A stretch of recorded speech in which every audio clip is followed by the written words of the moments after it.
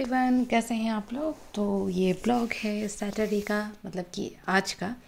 तो आज सुबह से सैटरडे वीकेंड होता है तो हमेशा हम सबके पास ना थोड़े ज़्यादा काम होते हैं। तो कल के ब्लॉग में आप लोगों ने ऑलरेडी देखा था कि मैंने डाइनिंग टेबल के चेयर्स के कवर्स निकाल लिए थे, उसे वॉशिंग मशीन में दे दिया था। और छत पर जब मैं डालने गई थी तो उसके बाद इमीडिएटली बारिश हो गई थी, तो ला करके इसे हम लोगों ने बालकनी में डाल दिया था। लेकिन मशीन में होने की वजह से सब सूख ही गया था सुबह तक। तो मैं फिर आ गई थी इसे लगाने के लिए, क्योंकि अगर नहीं लगाएंगे तो बच्चों का घर है और इसका जो कवर आप चेयर देख ही रहे हैं लाइट कलर का है। तो इसीलिए मैं फटाफट लगाने लगी थी, क्योंकि जिया उठ ही गई थी तो अब उसका कुछ पता नहीं चलता कब कहाँ से आएगी, कुछ भी लगा देगी। और आजकल तो पेंसिल और क्रेयॉन्स वगैरह कहीं से मिल जाता है, तो ले करके लिखना उसका शुरू हो गया। तो ये सब नए हैं। तो इधर मैंने सब में लगा दिया था और अभी ना आज थोड़ा अच्छा लग रहा था, क्योंकि ना कवर्स उसके गंदे हो गए थे, मुझे कल फील हुआ, इसलिए मैंने निकाल दिया था। उसके बाद फिर मैं आ गई थी थोड़ा ग्लास मिरर वगैरह साफ़ करने बेसिन के पास का। और फिर उसके बाद थोड़ी सी सफाई, कल मैंने आधी सफाई तो की थी किचन में, आप लोगों ने देखा ही था लास्ट ब्लॉग में। इधर ड्राइंग रूम का मैं आ गई थी हॉल में कि ज़रा ये सब जनरली तो करते ही रहते हैं, लेकिन वो एक होता है ना कि वीकेंड है, ये सब काम कर लो तो मंडे से ना थोड़ी सी आसानी रहती है, और लगता है कि चलो ये सब एक्स्ट्रा काम नहीं है। तो ये सब हटा के, जैसा कि एज यूजुअल मैं हर वीकेंड में करती हूँ। तो ये सारा सामान मैं फिर से पोंछ के उसे रखने लगी थी। तो अभी सडनली आप इसमें देखेंगे मेरे हाथ से एक गिरते गिरते ना मतलब बचा, नहीं तो आज फूट ही गया था, मतलब गिर ही गया था ऑलमोस्ट, समझिए। तो ये दूसरा वाला रख दिया। उसके बाद ये, हाँ ये देखिए मेरे हाथ से गिर गया।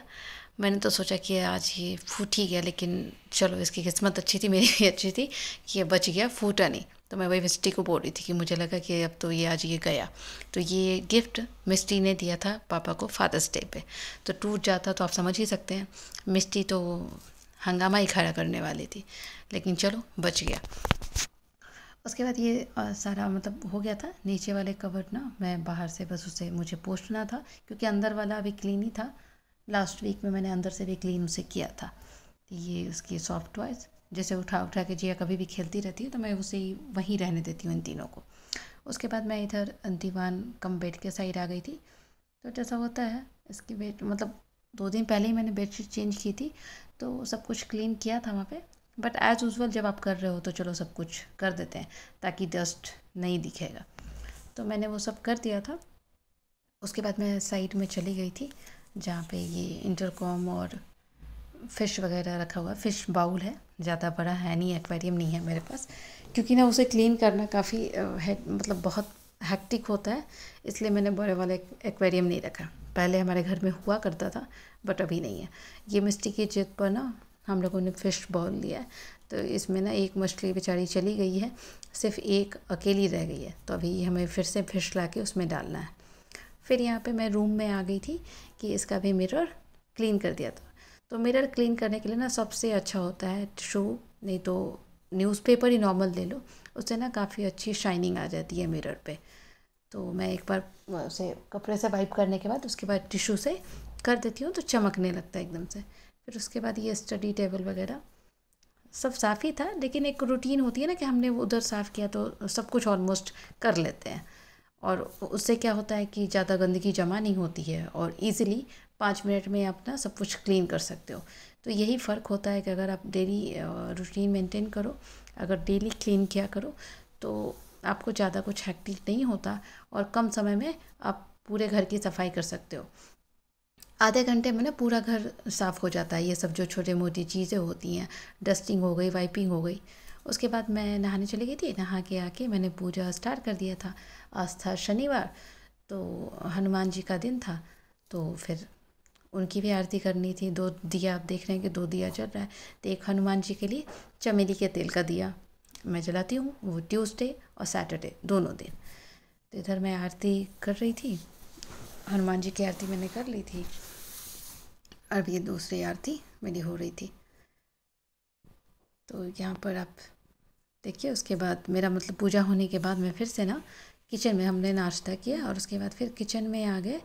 मुझे एक सब्ज़ी बनानी थी, तो मैंने इसमें थोड़ा सा ट्रायल किया कि मतलब इसमें पनीर डाली।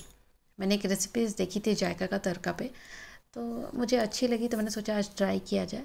तो उन्होंने ना सिर्फ कैप्सिकम और ऑनियन से बनाया था, तो मैंने इसमें सोचा कि थोड़ा पनीर देते हैं, बच्चे भी खा लेंगे थोड़ा और हेल्दी भी हो जाएगा इसीलिए। तो दही में ना, ये दही मैंने निकाल लिया था, मुझे लगा कि थोड़ा ज़्यादा हो गया तो मैं उसे फिर से निकाल दी दही को, और फ्रिज में रखने बाकी दही को चली गई थी। उधर से मैं फिर बेसन लेने गई थी। इस दही में ना बेसन लेकर के, मतलब 2 चम्मच बेसन, उसे अच्छे से मिक्स करना था। और उसी में आपको ना सारे मसाले दे करके उसे, जैसे कैसे हम कोई भी चीज़, मतलब जब कबाब वगैरह या फिर कुछ फ्राई आइटम बनाते हैं तो थोड़ा सा मैरिनेट करते हैं, तो जस्ट लाइक दैट वैसा ही मैरिनेट करना था इसे। तो उसमें थोड़ा सा हल्दी दिया, थोड़ा सा चिली पाउडर, थोड़ा सा गरम मसाला, नमक, ये सब दे करके, और वो जो कैप्सिकम है और ऑनियन है और पनीर, बाकी इन तीनों को ना उसमें डालेंगे। तो उससे पहले पहले ये बेसन और दही और मसालों को ना हम अच्छे से फेंटेंगे, जैसे कैसे कभी हम रायता बनाते हैं तो दही को फेंटते हैं, जस्ट लाइक दैट। तो ये चिल्ली वगैरह, मतलब सारे मसाले मैंने इसमें डाल दिए थे। अब मैं इसे फेंटूँगी। ये लास्ट में मैं सॉल्ट दे रही थी, तो सॉल्ट आप या तो पूरे सब्ज़ी के लायक अभी डाल सकते हो या बाद में भी आप डाल सकते हो, लेकिन अभी मैरिनेट करने के लिए आपको उतना देना होगा ताकि सब्जियों के अंदर ना वो सॉल्ट भी आ जाए, टेस्ट अच्छा आएगा इसके लिए। तो ये देखिए यहाँ पर मैं मिक्स करने लगी थी, तो इसे ना काफ़ी अच्छे से मिक्स करना था, मतलब जस्ट लाइक एकदम आप ना एकदम थिक पेस्ट जैसा ये आ जाएगा। और फिर उसके अंदर मुझे वो सारी सब्ज़ियाँ, आप देख ही रहे हैं कि वो कैप्सिकम और ऑनियन जो था मैंने पहले से कट कर लिया था, क्योंकि उसे स्क्वायर शेप में कट करना था तो उसके लिए टाइम लगता, तो मैंने वो चॉपिंग आपको नहीं दिखाई, लेकिन मैंने वो सब कुछ, आप देख ही रहे हैं, पीस देखकर आपको समझ में आ जाएगा। तो मैंने इसमें सब डाल दिया। उसके बाद थोड़ा सा मिक्स करूँगी, उसे देखिए स्पून की हेल्प से, ये देखिए इसे अच्छे से मिलाना है और फिर उसे आधे घंटे के लिए ना छोड़ देना होगा ये। उसके बाद इसमें ना ये डालेंगे, मतलब पनीर मैंने इमीडिएटली उनके साथ में नहीं दिया ना, कि पीस उसके थोड़े से टूट जाएंगे, इसीलिए पहले इन सबको मिक्स कर लिया और उसके बाद लास्ट में देखिए पनीर को मैंने पहले ही गर्म पानी में डाल दिया था, क्योंकि पनीर भी पैकेट में होता है, बहुत सारे प्रिजर्वेटिव होते हैं, तो उसके लिए गर्म पानी में डालना बहुत ज़रूरी होता है। उसके बाद अब मैं यहाँ पे पनीर को दे के उसे अच्छे से मैरिनेट करके उसे कवर करके 30 मिनट्स के लिए रख दूँगी। अच्छे से देख ही रहा है, कलर भी कितना अच्छा आया है और ये मिक्स हो गया था। अब मैं उसे ढक दूँगी और ढक के रख देंगे थोड़ी देर के लिए। उसके बाद फिर आफ्टर 30 मिनट्स मैं आ गई थी। इसमें थोड़ा सा तेल आप दीजिए, थोड़ा नहीं, थोड़ा मतलब थोड़ा सा ज़्यादा ही तेल इसमें चाहिए होता है, इसीलिए। तो तेल जब तक गर्म हो रहा है मैं उसे ओपन करके देख रही थी कि कितना अच्छा, तो काफ़ी अच्छे से लग रहा था, सब मिक्स हो गया है। उसके बाद ना ये तेल मैंने पूरा गर्म होने दिया, क्योंकि ना तेल जितना गर्म होगा उतना अच्छा ना इसको, मतलब देने के बाद वो स्मेल, उसका फ्लेवर आएगा उसके अंदर, क्योंकि ये मैरिनेट किया हुआ है इसीलिए। तो मैं उसे कढ़ाई में डालने से पहले एक बार फिर से उसे मिक्स कर रही थी और यहाँ पर मैंने उसे कढ़ाई में डाल दिया। और इसका क्या है ना कि कढ़ाई में डालते ना आपको ना थोड़ा सा चलाते रहना पड़ेगा, क्योंकि इसमें ऑलरेडी बेसन है, आप लोगों ने देखा, तो बेसन बहुत जल्दी कढ़ाई में ना पकड़ लेता है अगर आप उसे नहीं चलाओगे तो, क्योंकि वो कढ़ाई में पड़ते ही गर्म होते ही ना वो थिक होना शुरू हो जाता है, इसीलिए। तो इसे आप बस चलाते रहिए। और एक्चुअली ना मतलब अगर इसके लिए आपके पास फ्लैट पेंदी का ना, मतलब कि उसका बॉटम फ्लैट हो, तो ज़्यादा अच्छा होता है, वैसा मतलब वैसे कढ़ाई में बनाना।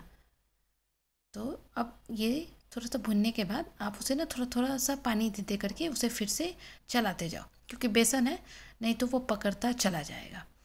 और धीरे धीरे धीरे धीरे उसको चलाइए और वैसे ही आप सोचिए कि सब कुछ ना उसके साथ में भुन रहा है।